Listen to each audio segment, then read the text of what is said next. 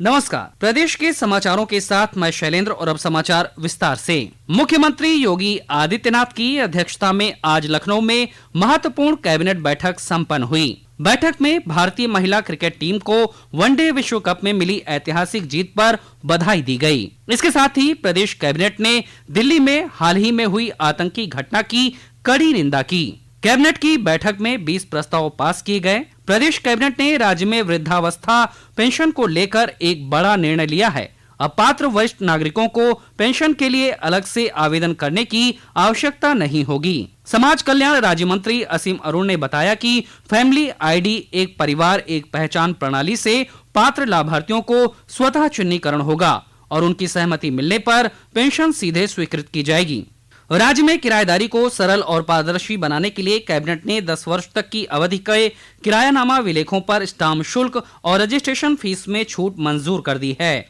वित्त मंत्री सुरेश खन्ना ने बताया कि नई व्यवस्था के अनुसार अधिकतम स्टाम्प शुल्क और रजिस्ट्री शुल्क की सीमा तय कर दी गई है। ये सीमा किराएदारी की अवधि और औसत वार्षिक किराए के आधार पर लागू होगी।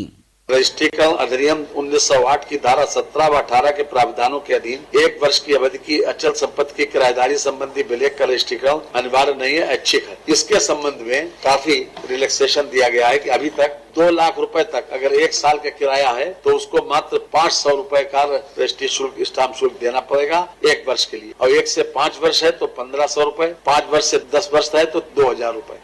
प्रदेश कैबिनेट ने दुकान और वाणिज्य अधिष्ठान अधिनियम 1962 में महत्वपूर्ण संशोधन को भी मंजूरी देते हुए इसकी सीमा नगरीय क्षेत्रों से बढ़ाकर पूरे प्रदेश तक कर दी है। श्रम मंत्री अनिल राजभर ने बताया कि संशोधन के तहत ये अधिनियम अब उन प्रतिष्ठानों पर लागू होगा जिनमें 20 या उससे अधिक कर्मकार कार्यरत हैं। दुकान एवं वाणिज्य अधिष्ठान अधिनियम 1962 इसको मंत्रिमंडल ने इसका संशोधन करने के प्रस्ताव को अनुमोदित किया है। ये पहले सिर्फ शहरी क्षेत्र के लिए ये था, अब इसको पूरे उत्तर प्रदेश और ग्रामीण क्षेत्र के लिए भी हम लागू करने जा रहे हैं। दूसरा, पहले इस अधिनियम में निजी अस्पताल, क्लिनिक, गृह वास्तुकार, तकनीकी परामर्शदाता, सेवा प्रदाता इन लोगों पर लागू नहीं था, अब ये इस पर भी लागू हो जाएगा। प्रदेश कैबिनेट ने लेखपाल सेवा नियमों में बदलाव करते हुए चेयरमैन के लिए लेखपाल पद पर पदोन्नति को मंजूरी दी है। बिहार में विधानसभा चुनाव में राष्ट्रीय जनतांत्रिक गठबंधन एनडीए भारी जीत की ओर बढ़ रहा है। अब तक घोषित 92 नतीजों में से 80 सीटें उसके पक्ष में गई हैं, जबकि 8 सीट महागठबंधन ने जीती हैं। 4 सीटें अन्य के पक्ष में गई हैं। अब तक प्राप्त रुझानों और परिणामों के अनुसार एनडीए को 204 सीटों पर बढ़त प्राप्त है। भारतीय जनता पार्टी के वरिष्ठ नेता और प्रधानमंत्री नरेंद्र मोदी ने गठबंधन को ऐतिहासिक और अभूतपूर्व जनादेश देने के लिए बिहार के लोगों के प्रति आभार प्रकट किया है। एक सोशल मीडिया पोस्ट में श्री मोदी ने इस जीत को सुशासन, विकास, सामाजिक न्याय और जन कल्याण की जीत बताया है। मुख्यमंत्री योगी आदित्यनाथ ने बिहार विधानसभा चुनाव में एनडीए की ऐतिहासिक जीत पर शुभकामनाएं दी हैं। एक सोशल मीडिया पोस्ट में श्री योगी ने कहा कि यह ऐतिहासिक विजय प्रधानमंत्री नरेंद्र मोदी के विकासोन्मुख मार्गदर्शन और डबल इंजन सरकार की लोक कल्याणकारी नीतियों पर बिहार की जनता के अटूट विश्वास की मुहर है। प्रदेश के उप मुख्यमंत्री और बिहार विधानसभा चुनाव में भाजपा के सहप्रभारी केशव प्रसाद मौर्य ने बिहार के चुनाव नतीजों पर कहा है कि ये जीत प्रधानमंत्री नरेंद्र मोदी और मुख्यमंत्री नीतीश कुमार के विकास कार्यों पर जनता की मुहर है। माननीय प्रधानमंत्री श्री नरेंद्र मोदी जी और बिहार के मुख्यमंत्री आदरणीय नीतीश कुमार जी की जोड़ी के प्रति बिहार का जो भरोसा था, उस भरोसे के कारण से एनडीए को ऐतिहासिक जीत बिहार के विधानसभा चुनाव में मिली है। और इस चुनाव में हमें जो महिला सशक्तिकरण की दिशा में जो काम किया गया, इसके कारण से महिलाओं का आशीर्वाद मिला। युवाओं के साथ जो न्यायपूर्ण बर्ताव करने का लक्ष्य रखा गया और कार्य किया गया, उसके कारण युवाओं का समर्थन मिला। बड़े बुजुर्गों का आशीर्वाद मिला। जो गरीब है उसको लग रहा है कि अमीर बनने का एक मौका है। जो किसान है वो भी सामर्थ्यवान बने, इसके लिए योजना है। तो हर वर्ग के लिए जो काम किया गया, सबका साथ, सबका विकास, सबका विश्वास, सबको सम्मान। बिहार विधानसभा चुनाव में एनडीए की जीत पर उप मुख्यमंत्री केशव प्रसाद मौर्य के साथ पूरी बातचीत आप कल शाम 5 बजे 100.7 FM रेनबो पर सुन सकते हैं।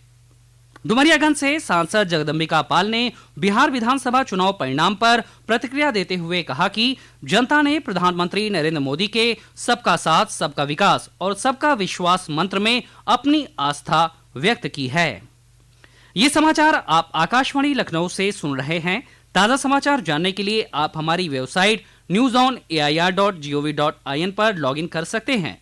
इसके साथ ही आप प्रादेशिक समाचारों का ये बुलेटिन हमारे YouTube channel news on AIR Lucknow पर भी सुन सकते हैं। केंद्रीय रक्षा मंत्री राजनाथ सिंह कल 2 दिवसीय दौरे पर लखनऊ पहुंचेंगे। भाजपा के महानगर अध्यक्ष आनंद द्विवेदी ने बताया कि रक्षा मंत्री कल वरिष्ठ कार्यकर्ता जनसंवाद कार्यक्रम में सम्मिलित होंगे। अगले दिन रविवार को शहीद वीरांगना उदा देवी के शहीदी दिवस पर आयोजित कार्यक्रम में वो सम्मिलित होंगे और उनकी प्रतिमा का अनावरण करेंगे। प्रदेश में यूरिया, डीएपी, एनपीके, एसएसपी और एमओपी जैसे उर्वरकों की पर्याप्त मात्रा में उपलब्धता है। ये जानकारी आज लखनऊ में कृषि मंत्री सूर्य प्रताप शाही ने दी। पत्रकारों से बातचीत में उन्होंने बताया कि प्रदेश में 12.5 लाख मीट्रिक टन से अधिक यूरिया उपलब्ध है। डीएपी 3,76,000 मीट्रिक टन आज की तारीख में उत्तर प्रदेश के भीतर है। एनपीके 3,94,000 मीट्रिक टन है। एसएसपी 2,65,000 मीट्रिक टन है और एमओपी 85,000 मीट्रिक टन है। समग्र देश राष्ट्रगीत वंदे मातरम के 150वें वर्ष का उत्सव गर्व और स्वाभिमान के साथ मना रहा है। वंदे मातरम मात्र एक गीत ही नहीं बल्कि राष्ट्र की अदम्य शाश्वत भावना का प्रतीक है। पेश है एक रिपोर्ट।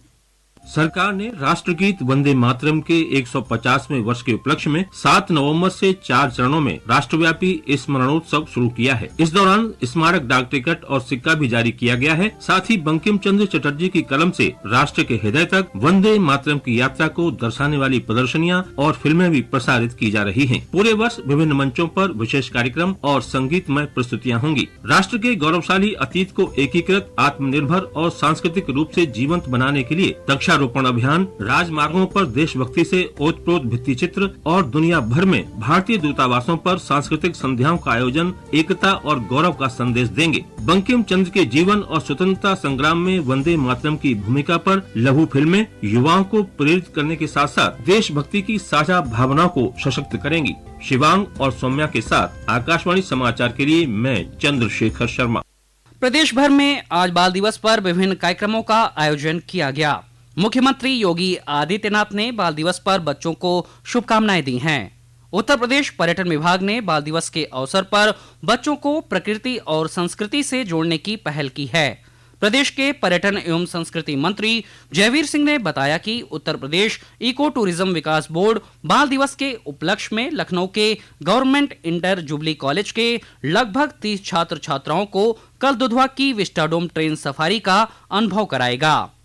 प्रयागराज में स्कूली छात्रों के दल ने श्रृंगवेरपुर का भ्रमण किया। अमरोहा में जिलाधिकारी निधि गुप्ता वत्स ने कस्तूरबा आवासीय विद्यालय पहुंचकर छात्राओं को बाल दिवस की शुभकामनाएं दी। कासगंज के कई शैक्षणिक संस्थानों में भी सांस्कृतिक कार्यक्रमों का आज आयोजन किया गया। और अंत में मुख्य समाचार एक बार फिर। मुख्यमंत्री योगी आदित्यनाथ की अध्यक्षता में आज हुई कैबिनेट बैठक में 20 प्रस्तावों पर लगी मुहर। राज्य में वृद्धावस्था पेंशन को लेकर बड़ा निर्णय। वरिष्ठ नागरिकों को पेंशन के लिए अलग से आवेदन की आवश्यकता नहीं। 10 वर्ष तक के किराएदारी पर स्टाम्प शुल्क और रजिस्ट्रेशन फीस में मिली राहत। दुकान और वाणिज्य अधिष्ठान कानून में संशोधन को भी मंजूरी। बिहार विधानसभा चुनाव में एनडीए गठबंधन को मिला भारी जनादेश। प्रधानमंत्री नरेंद्र मोदी ने कहा, ये सुशासन, विकास, सामाजिक न्याय और जन कल्याण की जीत। और बाल दिवस पर प्रदेश भर में विविध कार्यक्रमों का हुआ आयोजन। उत्तर प्रदेश इको टूरिज्म विकास बोर्ड स्कूली छात्रों को कराएगा विस्टाडोम ट्रेन का सफर। इसी के साथ प्रादेशिक समाचारों का ये बुलेटिन समाप्त हुआ। अगला बुलेटिन रात 8 बजे एफएम पर प्रसारित किया जाएगा। नमस्कार।